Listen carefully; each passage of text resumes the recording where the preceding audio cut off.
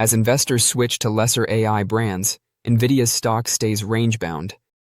Nvidia's short-term prospects are still clouded by China export uncertainties. Sales of AI chips are more vulnerable due to political opposition in Washington. Despite the ongoing growth of artificial intelligence investment throughout the technology industry, Nvidia's stock is still stalled, with shares finding it difficult to regain upward momentum.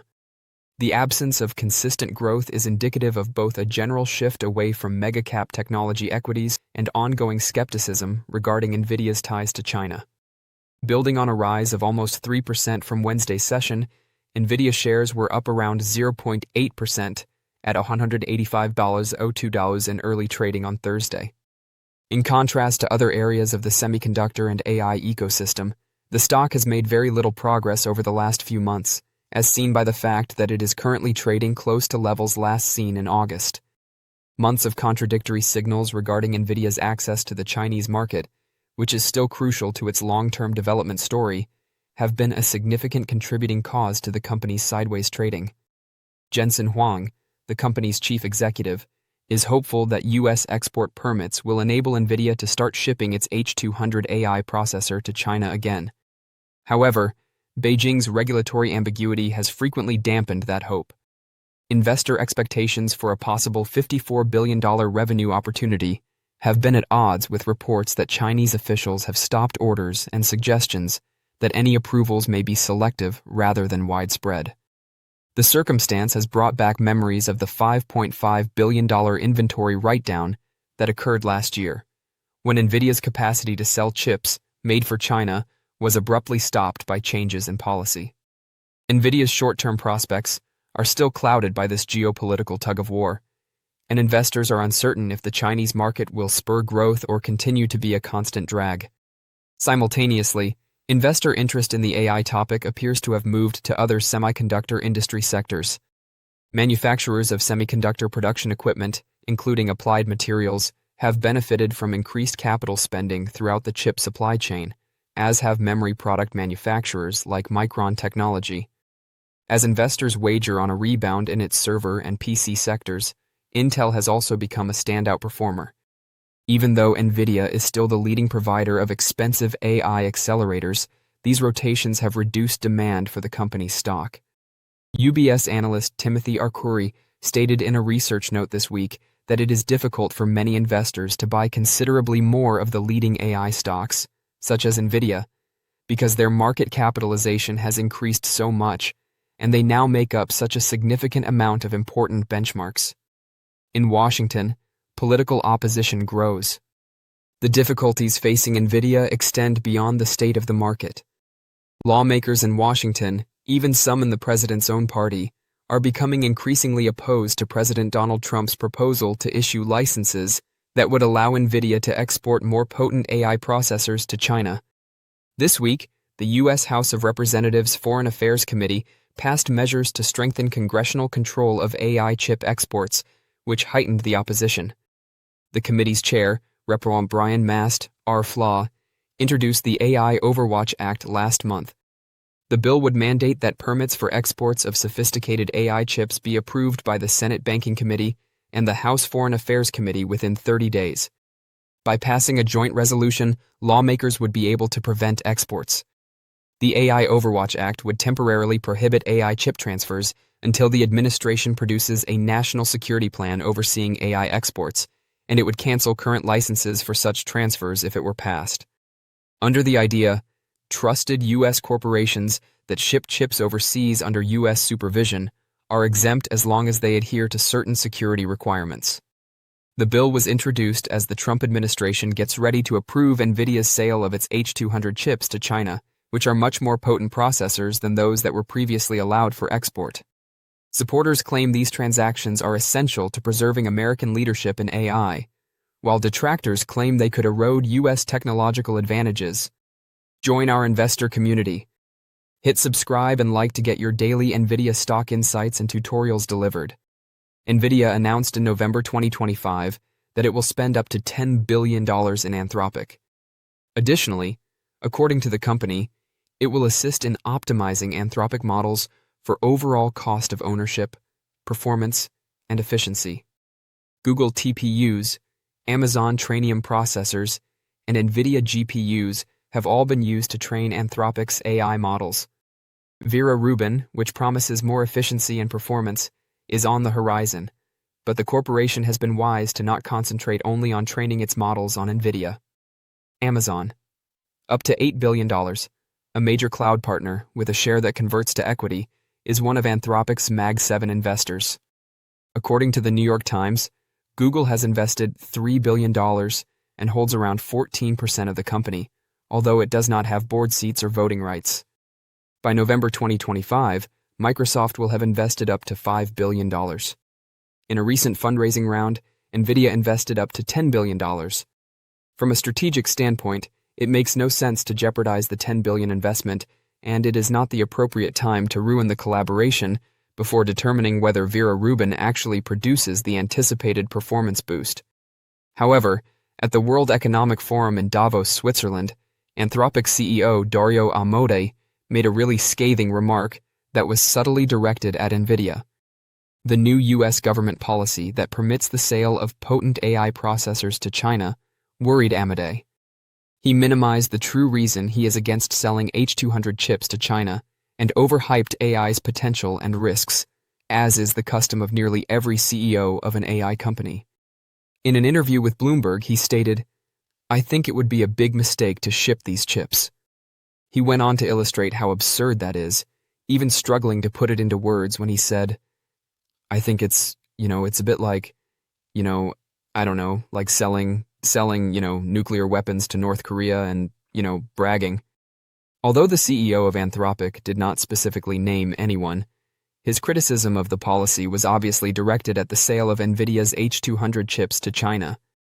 Chinese businesses are realizing that their models are open weight and that anyone may use them for free. Anthropic's company suffers as a result. Open-weight models simply disclose the final parameters of the trained model, in contrast to open-source models, which make the model's source code and training data accessible to users. Regarding the competition from Chinese models, Amodei stated, "I have almost never lost a contract to a Chinese model." Since near is crucial here, he acknowledged that he lost several contracts to Chinese models.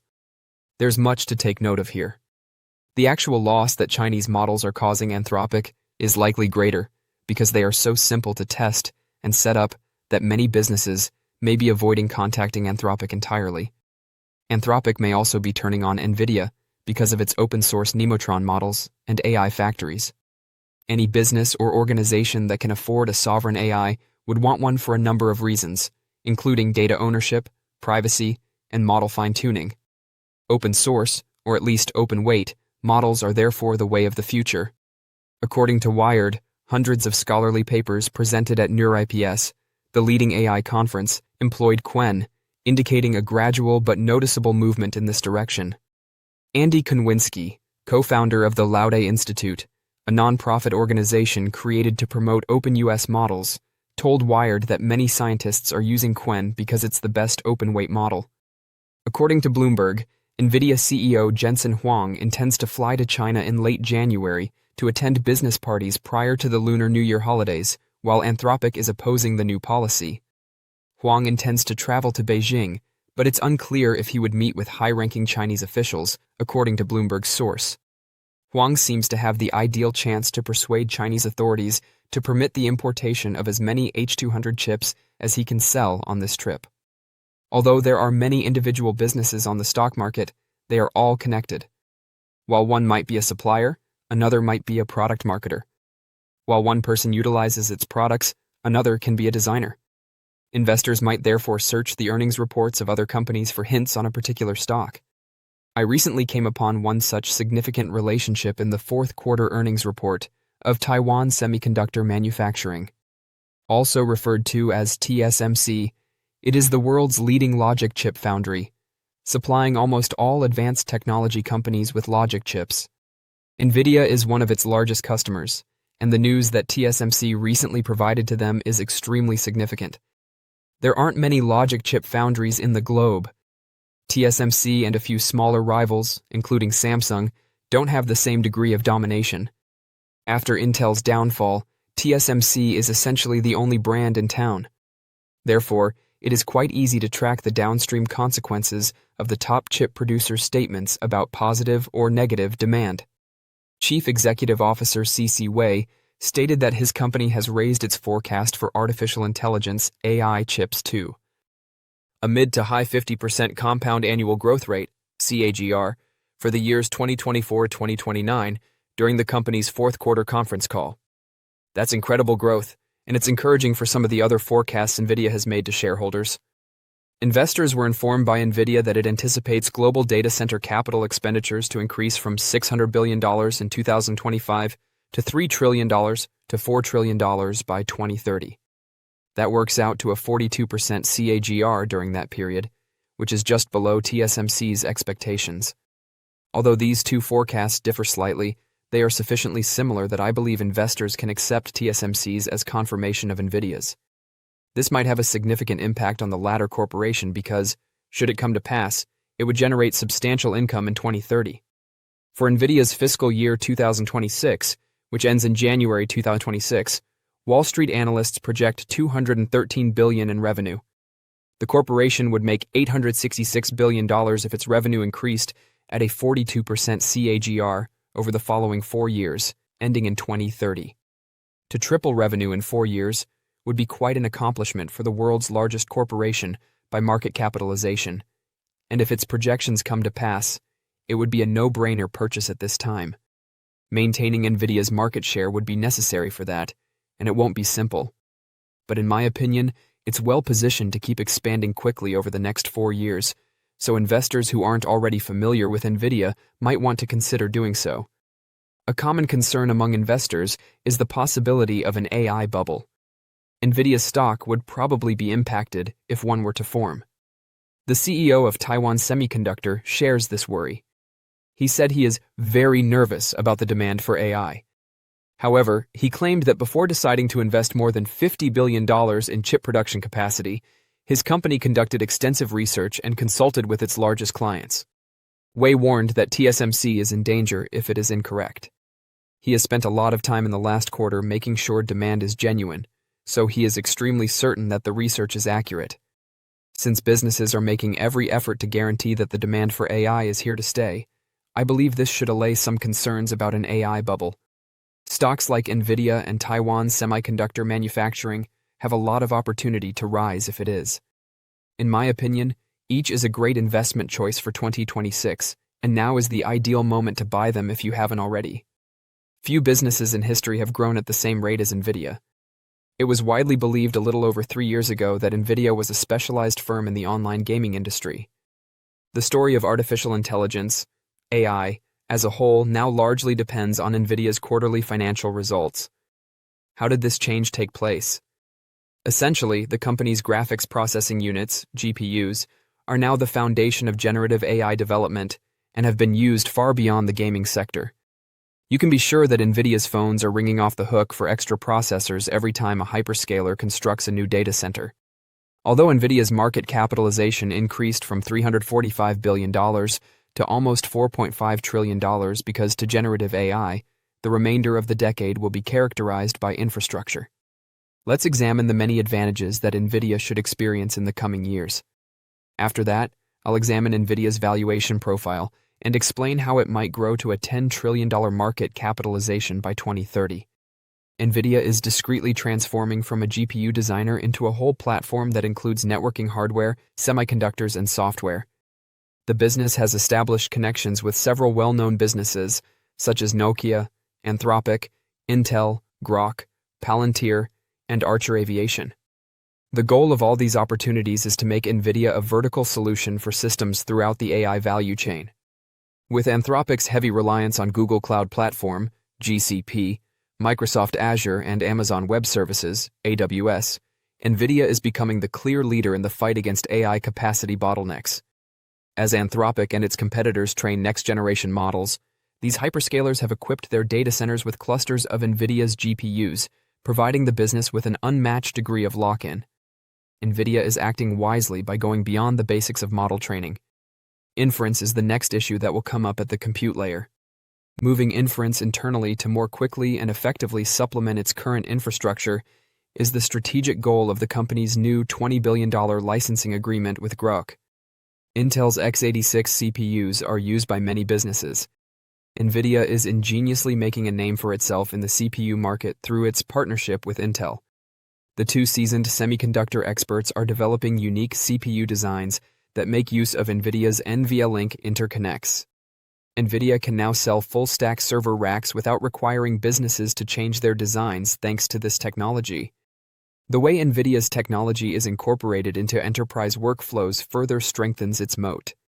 Nvidia is integrating into new settings in both the public and private sectors by collaborating with Palantir. This is significant because the business is essential to the process of feeding raw data into operating systems that are driven by artificial intelligence. Last but not least, Nvidia's collaborations with Nokia, Archer, and several autonomous systems developers highlight the company's transition from data center infrastructure to the realm of physical AI. As these markets grow, Nvidia should be well-positioned for consistent, long-term revenue and earnings for the rest of the decade and beyond, thanks to a number of short and long-term prospects. Analyst consensus forecasts for Nvidia's earnings per share, EPS, over the next few years are shown in the chart below. The fact that experts are projecting a notable slowdown in earnings growth between 2026 and 2027 is one thing that particularly stands out to me. Since it is currently very difficult to predict how the prospects listed above will affect sales and profit margins, I believe these numbers may end up being cautious in retrospect. For the purposes of my study, I'll estimate that after 2027, Nvidia's EPS growth reaches a plateau of about 20%. By 2030, this would result in projected earnings for the corporation of about $17 per share. I would get an implied share price of roughly $400 if I applied Nvidia's current forward price-to-earnings (PE) ratio of 24 to my 2030 prediction. This implies a 117% increase in Nvidia's stock price. In light of this, Nvidia may have an implied market capitalization of $9.7 trillion by 2030. Here's the big picture. I don't expect Nvidia's new alliances and growing market prospects to result in outrageous compounding growth. Instead, I'm showing how, despite a slowing, more mature profitability profile, and the market no longer allocating a premium multiple, the company may very well approach a $10 trillion valuation. In actuality, I believe Nvidia's transition from a chip manufacturer to a diverse platform player will be extremely beneficial, driving strong growth in both the top and bottom lines. Because of this, I believe Nvidia is better positioned for significant valuation growth and will be valued at least $10 trillion by the start of the next 10 years.